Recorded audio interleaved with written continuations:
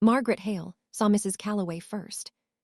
She was standing at the kitchen sink with an empty pitcher in one hand and the faucet running full blast into a line of containers David had pulled from the lower cabinets.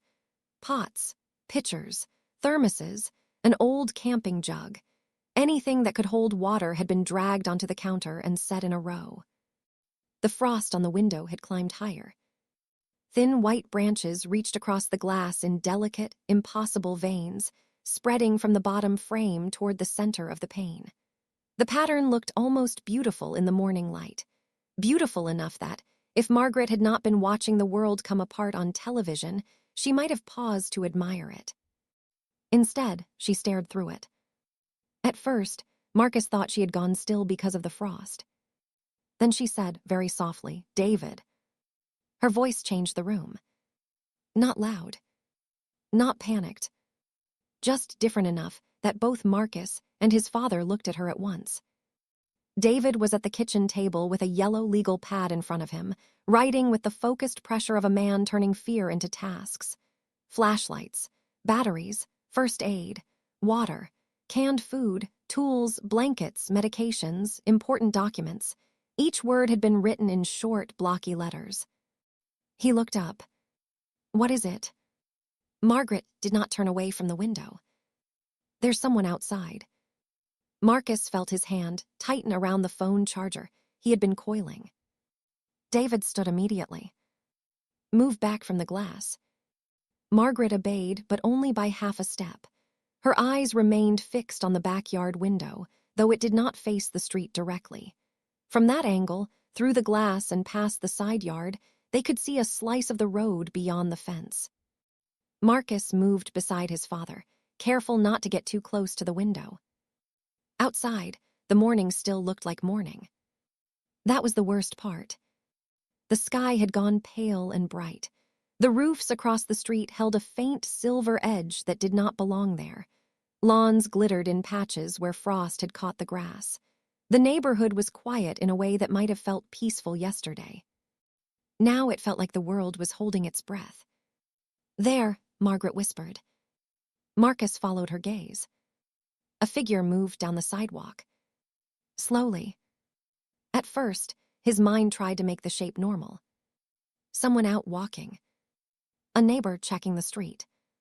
A person confused by the cold, and the news, and the impossible videos everyone had just seen. Then he recognized the bathrobe. Pale pink. Quilted. Tied unevenly around the waist. "Mrs. Calloway," Marcus said. His voice sounded thin to his own ears. Mrs. Calloway lived 4 houses down on the opposite side of the street. Marcus had known her his whole life in the distant way people knew neighbors who had always been there. She baked too much banana bread. She complained about teenagers driving too fast. She walked every morning at 7:15 in matching exercise clothes, reflective shoes, and one of those little belt packs for her keys. She was not wearing exercise clothes. She was wearing her bathrobe. Her hair hung loose around her face. Her head drooped so low her chin nearly touched her chest. She moved with a slow, dragging shuffle that made each step seem disconnected from the last. One foot slid forward, then the other. Her shoulders swayed slightly, but not with weakness. Not exactly. Something about the motion looked unfinished. Like her body remembered the idea of walking, but not the reason for it. Margaret covered her mouth with one hand. "Is she hurt?" David did not answer. That scared Marcus more than if his father had said yes. David leaned just enough to see through the safe edge of the window, keeping most of his body away from the glass.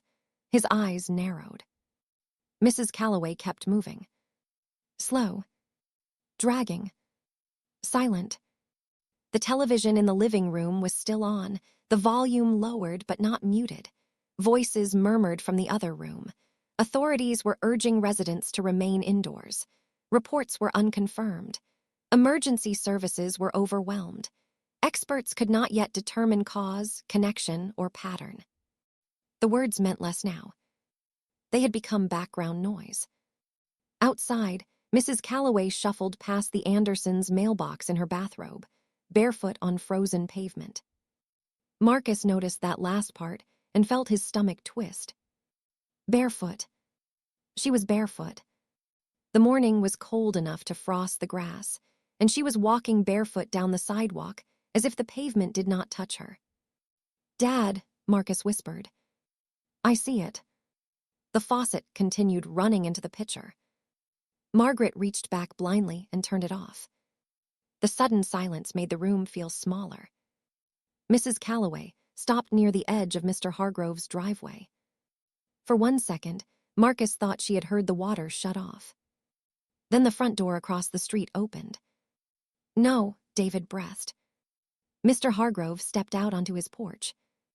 He was a narrow, hard-looking old man with gray hair, a permanent scowl, and the kind of voice that carried across the street, whether anyone wanted it to or not. He had lived across from the Hales for almost 15 years and had spent most of that time being irritated by leaves, delivery drivers, barking dogs, and children existing too loudly near his property. He stood in his doorway, now wearing slippers, dark pajama pants, and a heavy robe thrown over his shoulders. His phone was in his hand. He looked confused. Not frightened yet. Just annoyed and bewildered, as if reality had inconvenienced him before breakfast, and he intended to demand an explanation. David's jaw tightened. "Get back inside," he whispered. Mr. Hargrove looked down at his phone, then up at the street. He turned slowly, scanning the neighborhood. Mrs. Calloway stood at the end of his driveway with her head hanging forward. Mr. Hargrove saw her. Marcus could almost feel the old man's thoughts forming from across the street. A neighbor. A familiar face. Someone to ask. Someone who might know what was happening. David's hand lifted slightly, not touching the glass, as if he could push the man backward by will alone. "Don't," he whispered. Mr. Hargrove stepped onto the porch. David's voice dropped even lower. "Don't do it." The old man raised his free hand. "Eleanor," he called. The sound carried too clearly through the cold morning. Mrs. Calloway did not move. Mr. Hargrove took another step. "Eleanor Calloway, what in God's name are you doing out here dressed like that?" Margaret made a small sound beside Marcus. Not a word. Not even a gasp. Just fear trying not to become noise. Mrs. Calloway remained still. The whole neighborhood seemed to freeze around her. No birds. No cars. No distant lawn equipment. No morning dog barking from someone's yard. Only the old man standing on his porch with his phone in one hand, and Mrs. Calloway in her bathrobe at the foot of his driveway. Then her head snapped up. It happened too fast. One instant, her chin was pointed at the ground. The next, her face had turned toward Mr. Hargrove with a violent jerk that looked as if something had yanked her by invisible strings. Her upper body followed a beat later. Marcus saw her face through the frost-veined window. He wished he had not. Mrs. Calloway's skin had gone pale in a way no living skin should be pale. Her mouth hung slightly open. Dark lines had spread beneath her eyes. Her lips had pulled back from her teeth, not in pain, not in anger, but in something emptier and hungrier than both. Mr. Hargrove stopped moving. Even from across the street, Marcus could see the old man's expression change. Confusion became recognition of danger. Recognition became disbelief. Mrs. Calloway screamed. The sound tore through the glass and walls, as if distance did not matter. It was not the scream of an elderly woman. It was not even the scream of the man in the Chicago video. It started high and human, then split into something vicious and animal, a shrieking, tearing sound that made Marcus's body recoil before his mind caught up. Mrs. Calloway moved. Not walked. Not ran at first. She launched herself forward. Her first steps were on two legs, jerking and explosive, bathrobe snapping around her knees as she crossed the driveway with impossible speed. Then one foot slipped on the frosted pavement, but she did not fall the way a person should have fallen. Her hands hit the ground. Her body folded low. and she kept coming on all fours. Marcus heard Margaret's breath break. Mr. Hargrove stumbled backward. His slipper caught on the threshold. For one awful second, the old man stood there with his eyes wide, mouth open, phone glowing uselessly in his hand. He looked like a man trying to reject what he saw, as if some part of him still believed the world had rules. Mrs. Calloway hit him before he could scream properly. She struck him high in the chest and drove him backward through the open doorway. His shoulder slammed against the frame. His phone flew from his hand, struck the porch, and skittered down the steps. Then the violence began. Marcus did not see everything. The angle was wrong. The frost obscured parts of the porch. The doorway swallowed pieces of movement. That made it worse. He saw enough. Mrs. Calloway's mouth opened too wide, stretched by a force that had nothing to do with age or anatomy. Her hands raked downward with fingers bent into claws that did not look like they could belong to the same woman who used to wave at him from her garden. Mr. Hargrove screamed once. It ended wetly. Margaret stepped backward into the kitchen table, knocking a chair against the floor. The sound snapped David into motion. "Back," he said. He grabbed Margaret's arm and pulled her away from the window. Marcus moved too late. His legs had locked beneath him. David's free hand caught the front of Marcus's hoodie and hauled him back hard enough to make him stumble. Back from the glass. Marcus obeyed. The three of them retreated until the kitchen island stood between them and the window. None of them spoke.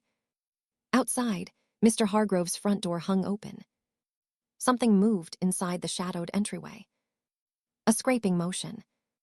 A low, ragged sound. Then nothing. The quiet that followed was worse than the scream. Margaret pressed both hands over her mouth now. Her eyes were fixed on the window, as if looking away would make the thing outside more real, not less. Marcus could still hear the attack in his head. The scream. The impact. The sound of an old man dying on his own porch because he had called a neighbor's name. His neighbor. Mrs. Calloway. Eleanor Calloway, who had once brought them a casserole when Margaret broke her ankle, who had lectured Marcus for cutting through her yard when he was 12, who had stood on her porch in December wearing reindeer antlers because the neighborhood kids thought it was funny. That woman had just crossed the street on all fours and torn open Mr. Hargrove like a starving animal. It was not on television anymore. It was not footage from Chicago. It was not a phone video from Denver or a rumor from another state. It was here, on their street. David released Margaret's arm slowly. His eyes stayed on the window. Marcus watched his father's face. Something hard and practical moved behind it. Shock was there. Horror was there too, buried deep under the discipline David wrapped around himself when the world became dangerous. But David was not frozen. He was updating. Marcus saw it happen. His father had gathered information from the television. He had built a cautious plan around incomplete facts. Stay inside. Lock the doors. Fill water. Charge batteries. Do not run blind. Now the facts had changed. The threat was not distant. It was not slow. It was not confused. It reacted to sound. It crossed open ground fast enough to kill a man before he could retreat through his own front door. And the house around them suddenly looked different. Windows. Too many windows. Glass in every room. Doors built for weather and strangers, not for whatever Mrs. Calloway had become. A quiet neighborhood full of people who might open their doors, call names, scream, run, die, and draw more things into the street. David inhaled once through his nose. When he spoke, his voice was low. Quiet now. Margaret nodded quickly. Marcus nodded too. David looked at both of them. No more window watching unless I say so. No standing in front of glass. No calling out. No outside lights. No loud voices. His words were clipped. Simple. Useful. They gave shape to the room. Margaret lowered her hands. David. I know. That was a leaner. I know. Her face crumpled for half a second before she forced it back into control. Marcus had not realized until that moment how hard his mother could be when she chose to be. Margaret Hale was warmth, food, laughter. The person who remembered birthdays, doctor appointments, favorite meals, and which neighbor needed help without making them feel like charity. But warmth was not weakness. She looked toward the window one last time, then turned away from it. What do you need me to do? David's expression softened for less than a second. Then the hardness returned. Shoes, jackets, gloves, practical clothes, nothing loose, nothing that catches. Get the medications from upstairs, both bathrooms, first aid kits, any cash, important papers from the file box. Margaret nodded. Pack for cold, David said, not for comfort. She moved immediately. Not running. Not noisy. Fast enough. Marcus looked at his father. What about me? David held up one finger, telling him to wait, then moved to the doorway between the kitchen and living room. He listened. Marcus listened too. The television murmured. Somewhere outside, far down the street, a dog barked twice and stopped. No footsteps. No glass breaking. No new scream. David crossed to the living room and turned the television volume down another notch, just loud enough to hear if the broadcast changed. Then he came back and picked up the legal pad. The list had looked organized before. Now it looked too small. David stared at it for 1 second. Then he drew a line across the page and started writing again beneath it. Marcus watched the pencil move. Load van. The words landed harder than he expected. Dad, Marcus whispered, you said we shouldn't run blind. We're not running. David kept writing. We're preparing the option. Option for what? David looked at him. For once, there was no attempt to soften it. For leaving before we have no choice. Marcus swallowed. The house creaked quietly around them. The sound had always been normal. Wood settling, air moving through old vents, a family home making the small noises family homes made. Now every creak sounded like a warning. David continued. Food, water, tools, blankets, medical, batteries, clothes, documents, fuel cans if they're empty, we take them anyway, camping gear, portable stove, lighters, matches, flashlights, radio, extension cords, tarps, rope. Marcus nodded, trying to keep up. David looked toward the basement door. Your grandfather's old toolbox is downstairs. Get it. Now. Not alone. Marcus looked at him. David's eyes stayed steady. We move together when we can. If we separate, it's for minutes, not comfort. We stay quiet. We listen before every door. A strange pressure built behind Marcus's ribs. Fear, maybe. But not only fear. Part of him wanted to move. To do something. To lift, pack, carry, fix, prepare. Anything was better than standing in the kitchen, while the frost climbed the window and Mr. Hargrove's door hung open across the street. Marcus glanced toward the garage door. The van was out there, on the other side of the interior wall, waiting in the garage like it had been waiting for years. David followed his gaze. For 1 second, something passed between them that had nothing to do with Mrs. Calloway, the television, or the frost. The van was not just a vehicle. Officially, it had been David's project. A used cargo van with decent bones and enough problems to make it cheap. That was how David had described it the first time he brought it home. Useful, he had said. Practical. Good for hauling lumber, tools, furniture, supplies. The kind of vehicle a responsible man kept around because one day, for reasons nobody could predict, it would be exactly what was needed. Marcus had believed some of that. Not all of it. The van had been too specific. Too regular. Too conveniently unfinished. There was always something to work on when Marcus came home from school. Brake lines that could use replacing, a heater fan that needed attention, shelving brackets to install, rust to treat before it spread, weather seals to check, tires to inspect, wiring to clean up because David did not trust the previous owner's idea of good enough. At first, Marcus had thought his father was just being meticulous. Then he understood. The van was an excuse. An excuse for David to call him home on a Saturday. An excuse to hand him a wrench. An excuse to spend 3 hours together in the garage, with the radio playing low and neither of them required to say anything emotional out loud. They had built the van slowly. Painfully slowly, sometimes. David never let him rush. When Marcus wanted to move to the next step, David made him check the last one again. When Marcus said something was probably fine, David made him prove it. When Marcus asked why they could not just get it running and fix the rest later, David had looked at him over the hood and said, "Because later is when bad work collects interest." That was David. A shortcut was not a shortcut if it made the next problem worse. A vehicle was not ready because it started. It was ready when it could be trusted. Marcus had heard some version of that lesson so many times he could recite it. Build it right. Take your time. Have a plan.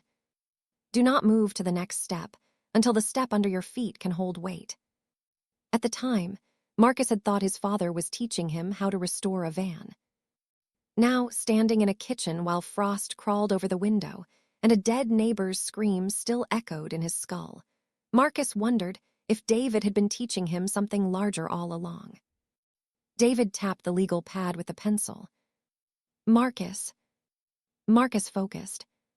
Yeah. You with me? That question did more than ask if he was listening. It asked if he could function. If he could follow. If he could be trusted when fear started making offers. Marcus nodded. I'm with you. David studied him for 1 second. Then he gave a single sharp nod. Good. Margaret returned from the hall carrying a laundry basket. It was a practical choice, and somehow that made Marcus want to laugh and break at the same time. The world had cracked open, and his mother had selected a laundry basket because it had handles and could hold supplies. Her face was pale. Her hands were steady. What first? She asked. David pointed with the pencil. Kitchen, food that doesn't need refrigeration. Cans, dry goods, peanut butter, crackers, rice, pasta, anything sealed.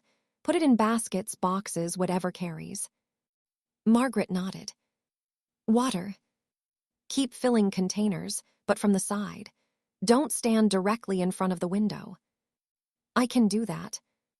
David looked at Marcus. You and me take tools and garage supplies first.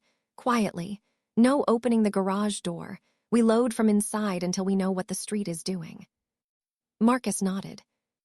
The garage suddenly felt both close and impossibly far. Do we check on anyone? He asked. The words came out before he knew he was going to say them. Margaret looked at him. David's expression did not change, but something in his eyes tightened. Marcus immediately wished he could take the question back. Not because it was wrong, because he already knew the answer and hated it. David spoke carefully. We cannot help Mr. Hargrove. Marcus looked down. I know. We cannot help Mrs. Calloway. I know.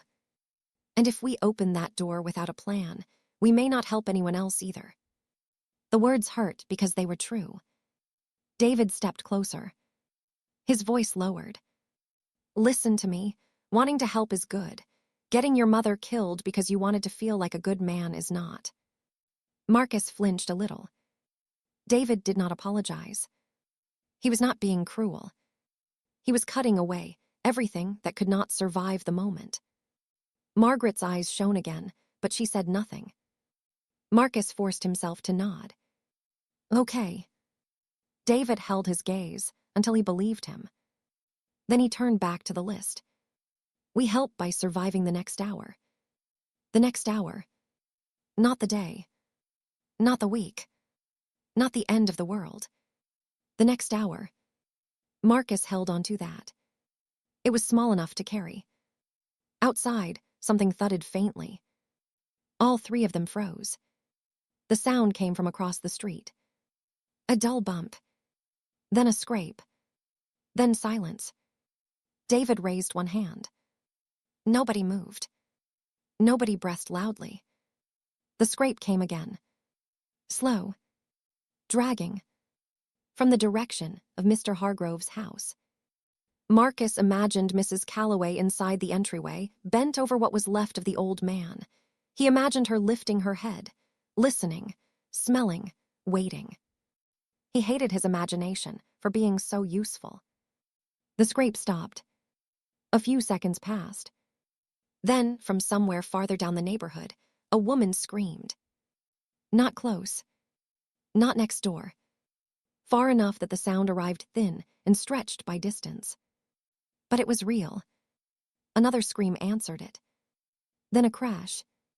Then a car alarm began shrieking 2 streets over. Margaret closed her eyes. David's face hardened.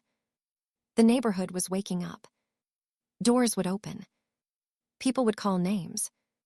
Phones would ring unanswered. Mistakes would multiply.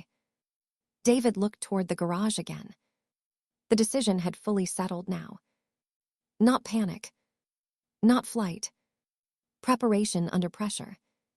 Move, he said. Margaret turned to the cabinets. Marcus followed his father toward the garage door. Each step away from the kitchen window felt like stepping out of one life and into another. At the door, David paused. He put one hand on the knob. Then he looked back at Marcus. The morning light from the frosted window cut across his face, pale and cold on one side, warm kitchen gold on the other. For a moment, Marcus saw his father exactly as he was. A husband trying to protect his wife. A father trying to prepare his son. A man who did not know enough, did not have enough time, and refused to let fear make him sloppy. David opened the door slowly.